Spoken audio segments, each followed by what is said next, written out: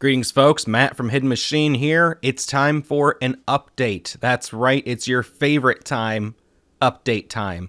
Now, I don't know how to exactly say this. Mostly because I chose to do this update video first thing in the morning. I'm still only like 4 sips into a coffee, and I'm feeling a little dazed. But I did write down notes the other day, so I'm not just rambling. I did say in the last video, I think I'll shoot an update video every Wednesday.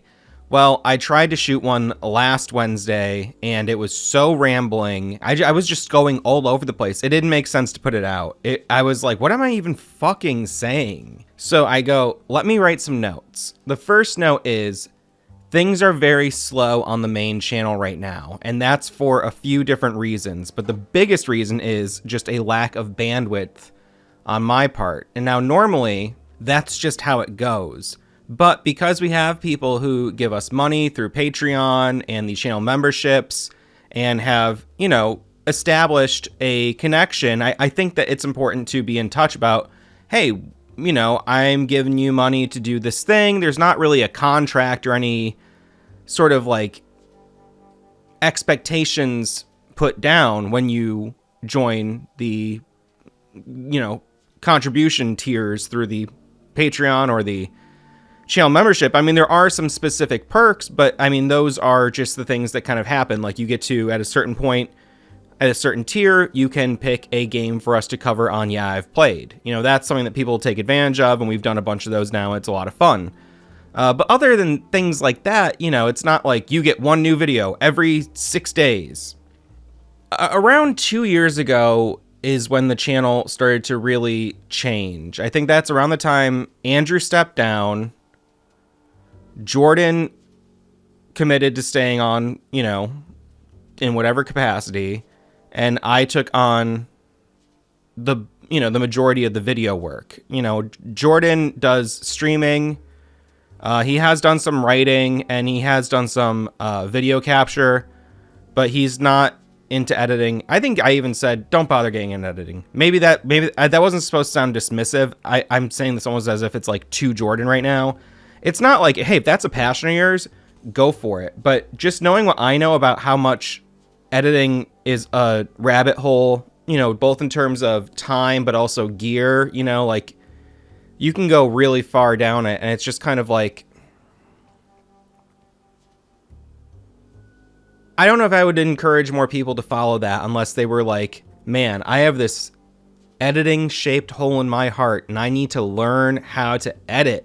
Just learning about frame rates and bit rates of video and audio and kilohertz and FPS, all the different codecs and all the ways to render video and which things work best for these services, and why is my video fucking 800 gigs? I got some renders from earlier in the channel that the files are just not 800 gigs. That's a joke, but the files are huge, unnecessarily huge. I was using some render settings that were just kind of suggested to me in the software. I didn't know what the hell I was doing. Obviously, there's a lot of ways to learn, and there's a lot of people who maybe learn faster or more efficiently than I learned, but I'm completely self-taught with almost everything I've ever really tried to get into in life. I don't really like to take lessons. I've taken a few classes in my life and have always kind of been bored to tears, even if it's a really good class, a really good teacher, or, whatever, even a great group of people to be around. I'm still like, God damn, what am I doing here? So anyway, it was around 2 years ago that I go, okay, I guess I'm kind of like going to either keep making Hidden Machine videos with Jordan and by myself or not. And I chose yes. And it was around that time that I was also getting a little bit deeper into, I guess, just research and amateur journalism.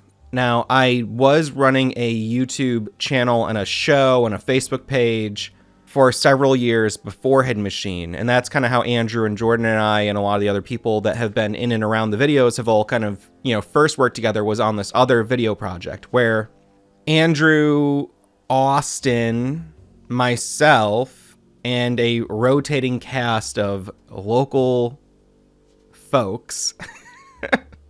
Really, people from all a big spectrum of backgrounds and personalities did a weekly comedic news podcast. I think the tagline was funny news.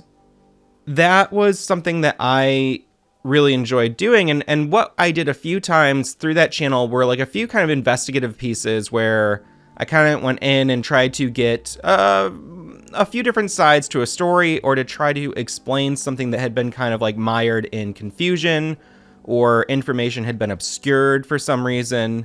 Normally not anything too sinister, but sometimes it is sinister. You know, that's what you go in with, a kind of an open mind, and you see what's what. You might have a way you want the story to go, but you gotta not let that direct the narrative. The narrative will find itself as you discover the story. And I do kind of like, you know, another reason why this is like only like a peripheral sort of hobby for me is because in order to make it your job, it does seem like you need to go for sensationalism over just what is the story. The news sucks.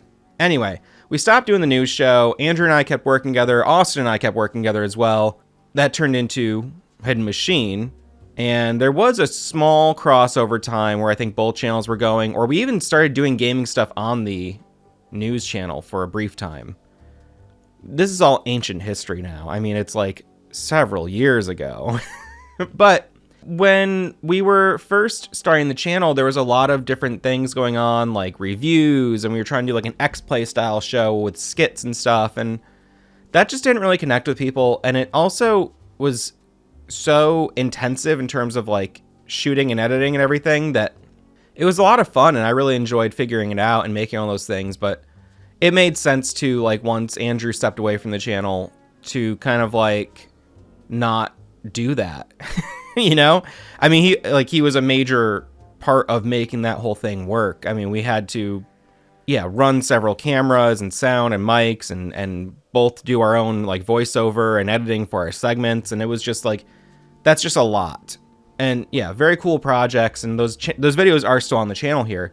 But I, you know, thinking more about what I could do for myself as an editor and writer, I do some review videos, but I don't think people really want to come to me for reviews. I think people will listen to game recommendations I have, but a lot of the games I want to review, it's like hard to review them spoiler free. You know, the games I'm most drawn to are, it's like, the less you maybe know about this, the better your experience is probably going to be. But, you know, trust, based on your tastes and what I know of you, hey, you're probably going to dig this game. That's something that's easier for me to do, just with the kinds of games that I'm attracted to. It's like, you know, these are also often games that have a hard time really nailing down a marketing message, because you can't be concise. Like, what is this experience, you know? I need to take a sip of coffee here. Anyway, the idea of doing more kind of like research and maybe interview heavy, not investigative, but like journalistic pieces. I really like to look at the history of things and see the connections of how one thing led to another, not necessarily directly. Sometimes it's just parallel thought. Sometimes it's just like X and Y might not really be directly related, but when you look at it, you know, from a wider perspective throughout history, you're like, wow, like these things really are kind of like building and building and building, even when they don't always directly interact with one another. You know, that idea, I guess it is parallel thought, but also just like a precedence is set that influences one thing, and that precedence can influence a whole other unexpected thing in another part of the world. So I figured doing those sorts of videos would be something I could do. And in addition to that, I also got deeper into these lore heavy games and doing explanations and explorations and analyses of lore and stuff. Now I'm kind of at a point where 2 years ago, I started a big list of research topics, and I've explored some of those. Other ones, I still have like a long script and lots of notes, but I don't feel like my research is complete enough to show. And some of these topics I've been researching literally for 2 years, since early 2023, late 2022, up until now, early 2025. So what does that mean? Well, right now, and I made a video like this, I think at the start of 2023 even, where I explained like, oh, these are all the videos I'm working on. I thought things would go a lot faster, but they really haven't. But I feel like I am learning so much and it's so much fun. Now, the issue is that I also said, hey, I'm having fun learning about this stuff, and I am going to eventually come back to land. I'm going to tell you what I found while I was sailing the high seas of information, you know? I'm not ready to come back from that trip yet. Specifically speaking, the thing I've been trying to go, okay, what's the video that's closest to being done? Let me put my focus into that. It is a history of video games and hip-hop interacting, trying to go back into, 1972, 73 until today. It's a topic that I've learned so much about, and it's been fascinating to see these developments. And even if I get into it now, it's going to, I can't say it, concisely, because I've got 2 years worth of research here. Now, part of the reason this research takes a really long time is because I am, whenever possible, if I'm like learning, oh, there was this game that featured this rapper, or this rapper produced this game, or something like that, I want to go play the game and I want to get a feel for it. And then I'm basically doing a video on that game. I also want to go into the development history, the marketing, all these things that kind of surround the release of a game. What ideas didn't make it. And then I also want to talk about the reception of that game. How did the public take it? Did it work out? Blah, blah, blah, blah, blah. Now, if I've got a list of like 46 games, I'm basically committing to doing a mini deep dive on like 50 fucking games. That's insane. And so I have had to start to be a little more selective with how deep I go. And then I go, that sucks. I don't want to do that. I want to go as deep as I can. And sometimes you can't go very deep. Sometimes you go, oh, found a dead end. There's not really much information.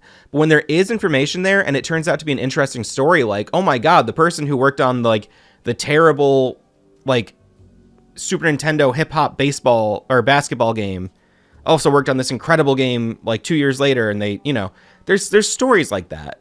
Now, I don't know who worked on that basketball game. What was it? It's called something like Yo Rap Jam or something. So even like an idea like this where I'm like, oh, I've got quite a bit done, and this would be a pretty good video, I think, as it is right now, this hip hop video with the information that I've collected, and not even, going any deeper into, I don't know, just like new avenues in this story, keeping it kind of where it's at and going, okay, let's pinch one off. And that's something that you have to do when you're a journalist who has actual deadlines. And I try to not live in a way where I'm beholden to a deadline or a boss or anything. And I try to set my own deadlines. And that's also kind of the only way creative projects get done. Like, especially, as a musician, I could be in the studio remixing and remixing and remixing a track a million times over. You could go on forever. I could go on forever in the studio. I've been in bands where that's happened and it sucks. You can get stuck in this sort of like, it's not perfect yet. But when it comes to something like a YouTube video, that's just like, the more I work on it, it's just the more informative it will be. I like the idea of working on it for a really long time, even if that is like a couple years inadvertently. It's not like I've been studying it every single day, but it's more like I have periods of intense research, focused intense research, and then at the same time, as I kind of live, I just kind of like keep like my feelers out for information regarding or information relating to these topics. And I just kind of like, I have these like, like I'm a big barge, and as I move through the sea, it's like I got these little like feelers that are just like sucking up things here and there. You know what I'm trying to say? Like I'm combing reality for more morsels to put into my little video. Does that make sense? So it's like these like sort of active and passive types of research. And then when it is like, oh shit, I found something, then I go, I take that thing I picked up while just kind of like moving through life, and I go, let me look deeper into that. Another big issue with these videos, and this is kind of like just something I think I'm currently kind of accepting this, and it is like, it's difficult to accept because I think part of me deep down feels like deserving. I think I'm struggling with that. Maybe like a bit of, I don't know. I guess to a degree, it's like a bit of vanity or something, but I I also don't feel like anyone is deserving of anything at the same time. You know what I mean? It's kind of just like deserving of someone's time is like not really a concept I really actually believe in. So, you know, these are very like low and inconsequential kind of like murmurs I'm having emotionally. But like, I guess my point is I try to interview people for these videos. I don't want to just be the guy who like recaps Wikipedia. I would like to give as many like firsthand or secondhand accounts of this information as possible, you know, on any of these topics I'm exploring. And sometimes I get stuck where I go, damn, I want to talk to this person, and they just are either offline entirely, off the grid seemingly, or not interested in talking, in which case I go, no problem. Thanks for your time. I would never pester someone for an interview. Or third, I make contact with them and then it just doesn't go anywhere. And this happens a lot. I'm not going to name any names, but there are a lot of interviews I almost had. And it's like, hi, I'm reaching out to see if you would like to speak with me about this topic. And I usually try to say something along the lines of, you know, whatever's convenient for you. We could do it DMs, phone, video chat, email, you know, no pressure. I just want to get some, you know, some insights from you on this topic, basically. Not looking to do a whole, you know, this is your life kind of thing. Just, you know, a quick chat about the topic just to get a couple questions answered and to get, you know, oh yeah, I remember that. It was like this, you know, that's that, just a quick recollection. And if it turns into a longer interview, great. But I you know, I don't go into anything also kind of like expecting someone to do like a 2-hour podcast with me. You know what I'm trying to say? And people go, sounds good. Would love to. Thanks for reaching out. Cool. When can we do that? Let me get back to you. Or they don't get back to me after that. Right? They go, yes, would love to speak. And then I never hear from them again. It happens a lot. And that could be for any number of reasons. But what I'm getting at is some of these videos I've really wanted to finish over the last 2 years have been stuck in this kind of thing where I go, oh, can I get this interview? I almost got it. And then I don't, you know? In so much of my life, I'm usually good at going, it is what it is. But for some reason with these videos, there's something about the ephemeral nature of the whole thing that makes me go like, oh, why can't I just dream as big as I want to dream?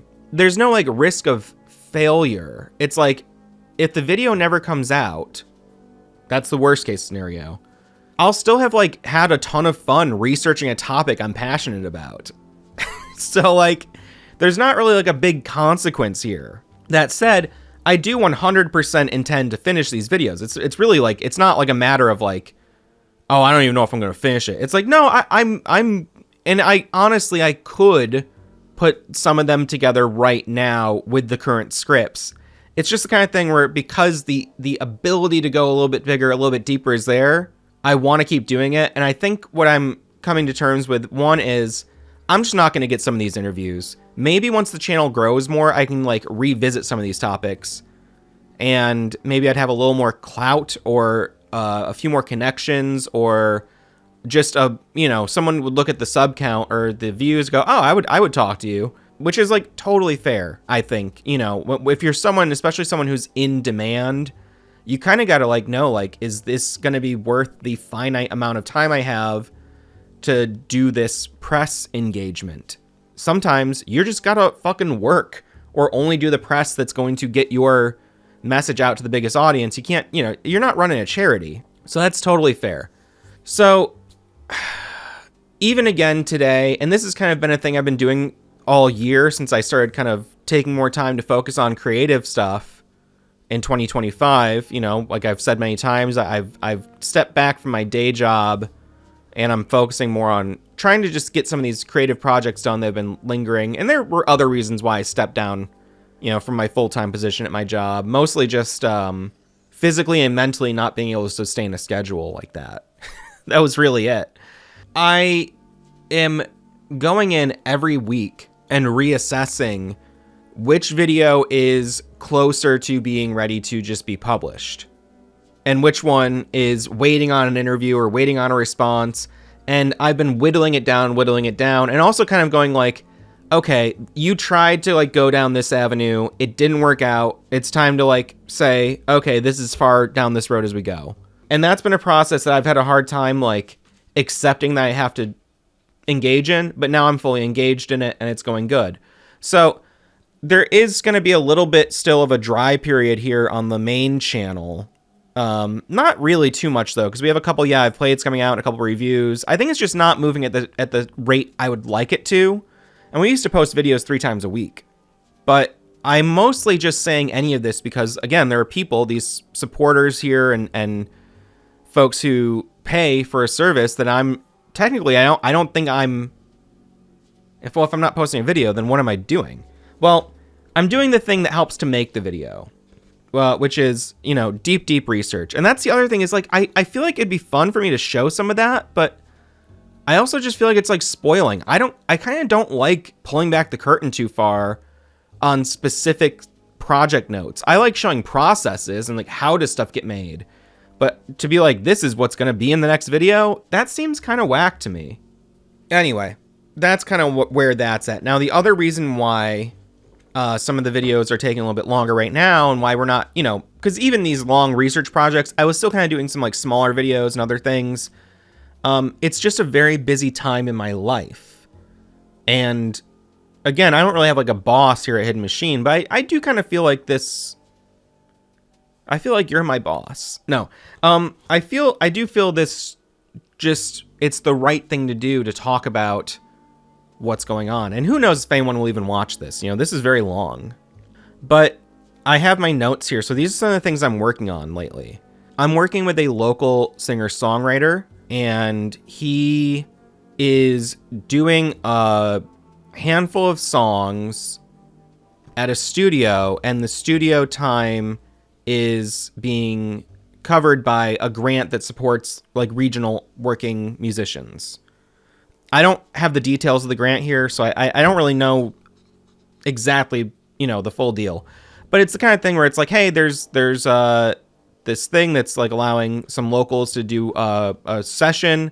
All we have to do on our end is come in ready with the songs, and then there is like a rental fee for the room where the session's taking place. And then the mixing and mastering, everything takes place off-site. But because we want to record this live, we're going to rent like a live room at a space that's separate from the studio that's handling the mixing, mastering, and I might do the overdubs of the main studio too. Either way, we have maybe 6 weeks to learn 6 to 10 songs. We want to do them live, guitar, drums, bass, vocal. I'm playing the drums. And then the Joker tried to sneak up from behind me, but I could hear his jangling bells. So I took the Queen's hair and I held it taut, and I strangled them both and left their bodies laying there. Yes, I strangled them both and left their bodies laying there. And I had my first rehearsal with him last week. We're rehearsing again today and again on Sunday.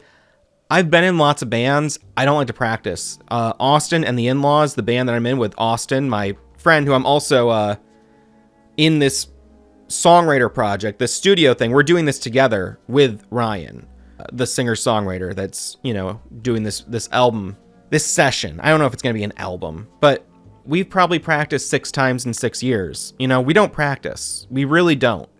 I don't like practicing. I practice drums. I just don't like rehearsing material, especially when it's like, if you know it, you kind of just know it. That's not true of all genres and of all types of music, but that's true for me and that's true for him. So if we come in, we do our work and we know it, then the thrill is, all right, let's meet halfway and pull it off in front of people now. You know what I mean? Let's pull one off. So I don't rehearse, and we're having rehearsals like twice a week for the next 6 weeks. That's a lot for me to handle, but it's okay. I'm really into how the songs are sounding. Even through the one session we had, I think it sounds pretty good. I'm really happy with the whole thing. I think we're going to make a cool sounding collection of recordings. So, and this is actually something that, I initiated this process. The studio time was offered to Austin and I didn't feel like it was the right time for us to take it because we're still working on putting out our first album, and I just didn't want to put another thing directly in our queue as a band. But I've been hearing Ryan's songs for the last couple years. I thought, what if we backed up Ryan as like his studio band for this project? We just did some songs together, and Ryan was amenable to that, and amenable to? Anyway, it's going forward. So that's taking up time for the next few weeks. I think our last session is going to be April 20th. Anyway, the Austin and the In-Laws album is another thing that I'm regularly working on, getting ready, whether it's update videos for our Kickstarter backers, music video stuff, or kind of doing like a band vlog thing, trying to also make these recordings for songs that were requested by Kickstarter backers. We had a tier where you could kind of get a custom song based on an idea or lyrics that you present to us, or we could do a cover song of your choice. And we're working on those. And, you know, I mean, you could just bang those out like, oh, we just did it like live acoustic in the studio, just one take. It's like, we're actually kind of like trying to produce these as like full effort standalone recordings. Now, I'm really proud of what we've done so far, and we have more coming. And that's also just taking up a lot of time. Now, the thing is, both this and the Ryan Casey record have like a clear end point. Austin and I don't plan on doing another record album in the immediate future. We have songs written for another album, but we really got to figure out, you know, kind of just do a moratorium on this process. We learned so much through this process about how to make a record and how to make like a physical record and how to handle inventory and shipping. And we're still in the middle of learning that. It's been one of the most complicated things I've ever been a part of. And it's funny because I've put out CDs and stuff. I've also helped put out vinyl before. I've had my recordings I've done on vinyl, maybe not my own music, but sessions I've engineered and stuff. And I've helped like kickstart records or organize records for friends. And I've done releases on other mediums. But the vinyl production is just a lot of extra parts. It's just been a lot. It's really been a lot, and it's been going on for so long, but the end is in sight. The other big thing is lately I'm also doing a ton of work with the Joint Commission. Now, I mentioned recently we just put out the Venn Diagram EP. That's something I mixed and mastered and helped a little bit on the production, but mostly that was Ben Ryman. It's kind of a solo album from him, and it features members of the Joint Commission. He's in the Joint Commission. Joint Commission's working on his album, blah, blah, blah, blah, blah. May I present? Banging at your spot, about to make it hot. Sort of a prodigy, MCs drop quietly. Cause rhyming is more than just my craft.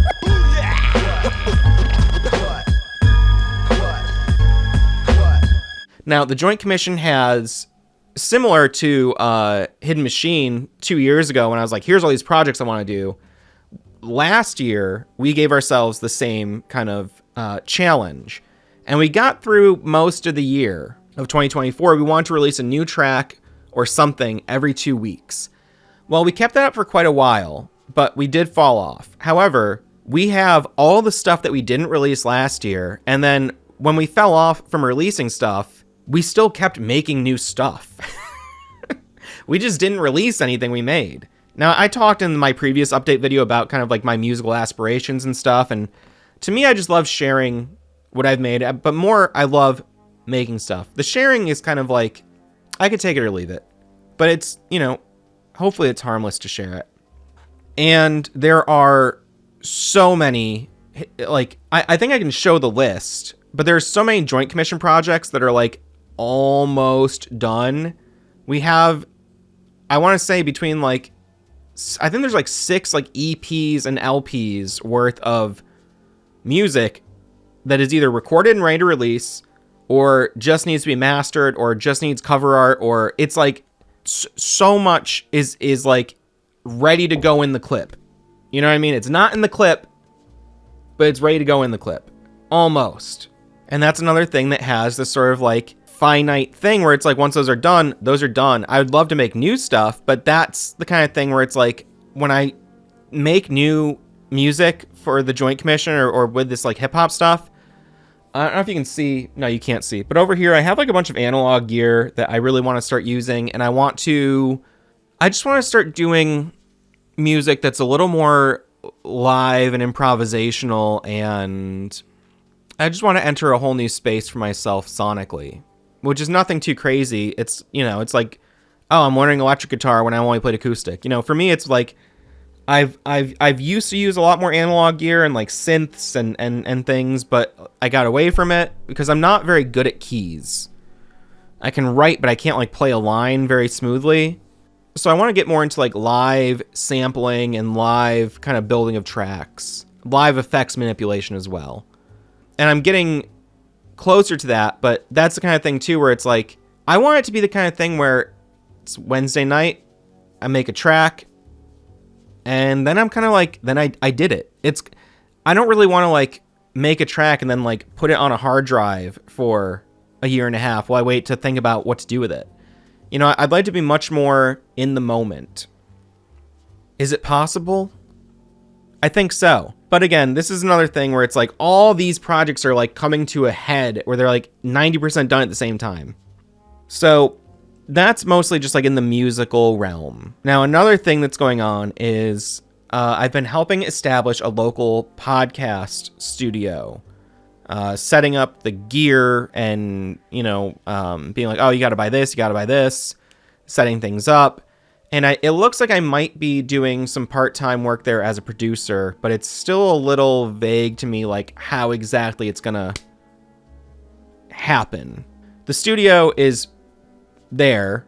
It's not an ideal space sound-wise. There's some weird noises that I think we're going to try to mitigate. It's been fun for me to do. I'm not sure I really want to do much producing, but also could be a fun job, especially because I built the setup basically, and so I know how to use it, which is the biggest draw for me. But that's been something I've been doing once or twice a week as time allows, is going in there, setting stuff up, realizing we don't have these cables we need to do the next part of the job, getting those cables, blah, blah, blah, blah, blah. There was like a ton of gear there because it had been it had been a functional studio already in a different space. But I don't know how the previous engineer had a lot of this stuff set up. Some of it didn't make sense to me. I think some of the gear maybe got knocked around in the move. Some stuff went missing. Not like, oh no, a $900 mic went missing. It's like, oh, there should have been like a cord for this. So that's just been like another kind of commitment I've taken on. And those are the main things happening in my life outside of the channel, is working on all this music stuff and also helping out with this podcast studio thing, which might also be like a thing I do part-time, but it would be like, a couple times a week at most, I think, going in and doing a show, cleaning up the studio a little bit, blah, blah, blah, blah, blah. Which would only be beneficial. I mean, beneficial to me financially, because I am working a lot less, and I don't take any of the money from the channel. The money from the channel goes directly into a bank account that pays out for things like the editing software or any expenses related to the channel, but it doesn't like pay my rent or groceries or anything like that. It's just not really how I want to. I would take a salary from the channel if it was making like really good money, no problem. But if it's making like a couple $100s a month at most, I'd rather have a little nest egg, for us to do something when we want to, or to be able to like, oh no, a piece of gear is down. Okay, no problem. We have cash to replace that. That's where I want to be. But in the summer, I also will start gigging. My gig season starts, I think, April or May, early spring. So I used to, maybe 2 or 3 gigs a week. I'm going to be doing 2 or 3 gigs a month. I'm going to be doing a lot less gigging this year. I really need to. It's time for me to not do that so much. Not because I'm getting old. Yes, I am getting old. But it's more that I've been doing shows non-stop since I was in my early teens, and I just really am kind of over shows right now. I don't even like to go out to shows to watch live music most of the time. There's so many other things I want to be doing. Shows are great. Live music is great. But I've experienced from, spectator, booker, performer, sound guy, door guy, financials guy, promotion guy just renting out the venue guy, a million different shows from so many different capacities, doing so many different roles. I'm just ready to do a lot less of that in life. I've done it so much. You'd think I'd be a master at it. Doesn't work that way. Although I can put on a pretty good show, I think. I've been told. What does that mean for the channel? Well, I'm going to continue to work toward getting out Yeah, I've Played Mouthwashing, which we shot, but I have not edited yet. And then Jordan and I have been trying to finish a Yeah, I've Played on Alan Wake 1. Jordan's been going through all the Remedy games by himself. He played through Alan Wake, the DLCs, Quantum Break, and now he's on Max Payne. We've had to cancel like 4 times now, and we did one session on Alan Wake. Yeah, I've Played. It was 4 hours, and we didn't even get to the first part of the game. So, Sluggo, what are you eating off the carpet? There's a piece of tape on the floor. Hold on. There's a little piece of masking tape on the ground that was holding like a piece of paper to something a while ago. Somehow it got on the ground. The cats were just like investigating it like it was a bug they wanted to eat. Anyway, it's funny that Jordan's been going through all these Remedy games because independently of that, I've been going through all of them as well. I don't know if I've really even like spoken to him about that directly, but I'm trying to finish my long-term analysis of Alan Wake 2. But there's so much about the previous games that is in the DNA of Alan Wake 2 that I'm going back and replaying those and being like, oh my god, I didn't see this before. I'm down deep in a Remedy hole right now. And so that's another reason why, any of the Remedy content that's going to be coming out in the next, in this year, basically, yeah, I'm going very deep on some of these games. I feel like I have a really cool video in me. And I the writing has been so much fun. I have so much written about Alan Wake 2 and my analysis of the story and so much about the whole thing. But every time I go back to a different Remedy game, I see, oh my god, there's another thing here. I'm not even gonna get into it here. If you've been watching for this long, then you already know. Yeah. So that's all coming down the line, okay? Now, in the meantime, I also did recently get some sunglasses that have a camera in them. Is it on? I don't know if the battery's working right now. Oh, it is. Okay. So I think it may be recording right now. If it is, I'll show you this footage and you can kind of see what I'm seeing right now. And I'm going to stop recording. Or what? Is it recording now? I don't know. I honestly can't remember how this works. It's all built on a series of vibrations. It's like 1 vibration means this, 2 vibrations means this. The issue is that the way that the light, the color, there's also an LED light. The color of the lights as is described in the instruction manual doesn't actually match up with what my glasses do. It's it talks about a blue light. My light's green. Oh, I did have a little SD card in there. A little suck dick card. So, yeah, I'll show you that. I'll also show you right now some thrifting footage. So I was like, oh, these could be fun to do. I love those LGR thrift videos. I was like, I could do some videos because I love to go thrifting. Showing off that kind of thing. And I think it'd just be a fun way to record some fun stuff for B-roll and things. I'll show you here. So I went to a bunch of different shops the other day with my wife. And this is actually at 1080p, 60 frames per second. Now, it does do 2K at 30 frames per second.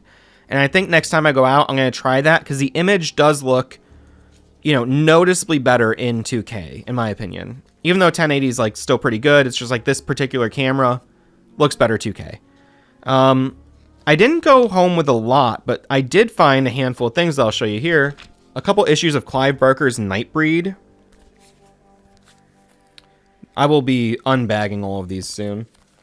But these are a lot of fun. Very weird comics. There's lots of titties and stuff inside. I'm not going to show you. Batman Gotham. This is if I can show this here.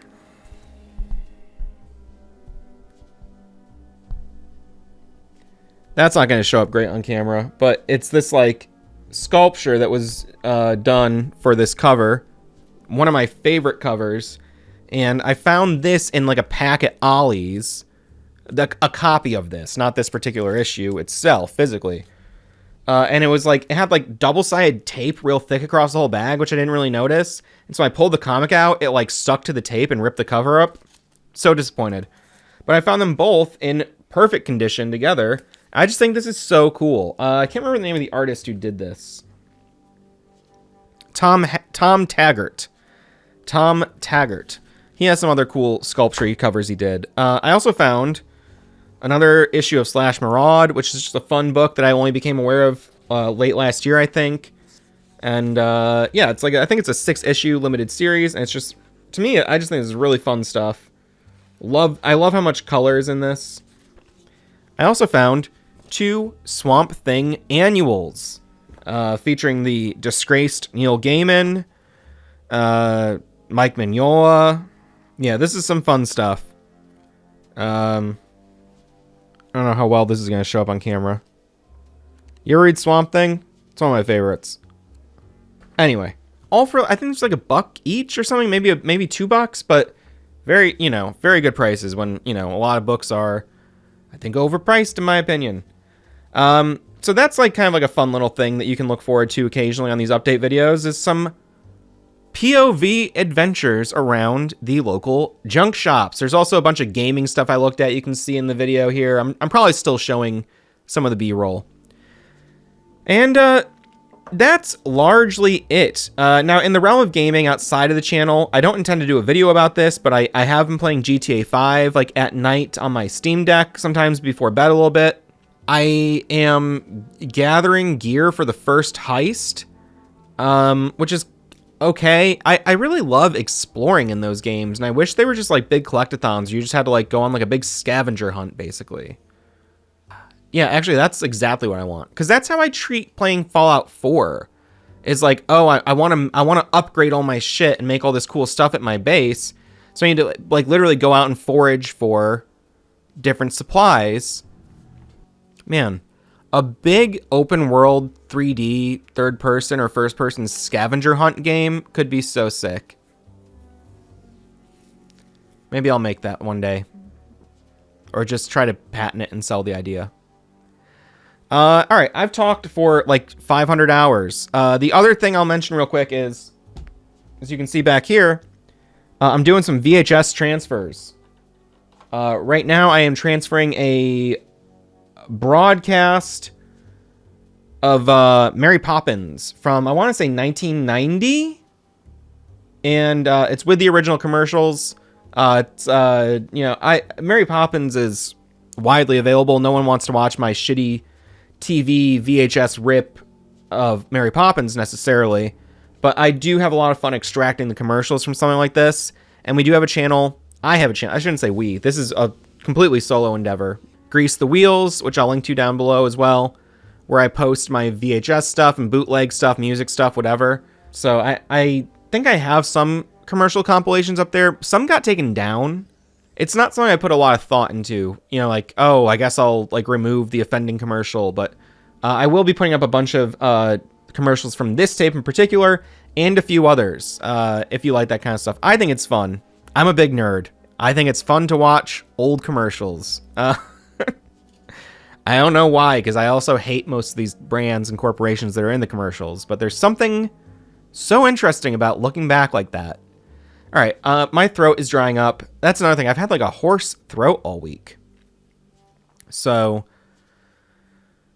that went pretty good, though. Talking for 5 hours straight with a hoarse throat, and I don't think I had to even cough once. So I'm going to leave now. Thank you for watching. Feel free to ask me any questions down below about anything I mentioned here, and I'll see you before too long in a new video. Bye.